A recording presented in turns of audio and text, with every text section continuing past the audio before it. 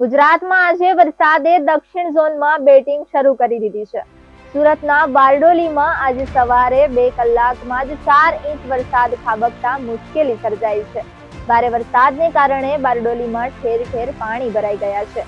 વાહન ચાલકો અને રાહદારીઓને હાલાકીનો સામનો કરવો પડ્યો છે.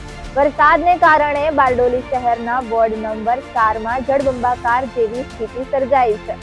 આશાપુરા મંદિર નજીક પાણી ભરાઈ ગયા છે, ત્યારે સાસરી રોડથી આશાપુરા મંદિર તરફ જતો માર્ગ બંધ કરાયો છે. ચોમાસાની શરૂઆતમાં જ પાલિકાના પ્રી મોન્સૂન પ્લાનની વરસાદે પોલ ખોલી નાખી છે. બારડોલીના નીચાણવાળા વિસ્તારમાં દુકાનોમાં પાણી ભરાયા છે. ભારે પવન સાથે વરસાદથી ધારાસભ્યની ઓફિસ બહાર વૃક્ષધારા થઈ ગઈ છે. ઈશ્વર પરમારના કાર્યાલય નજીક વૃક્ષ પડતા વાહન વ્યવહાર બંધ થઈ ગયો છે.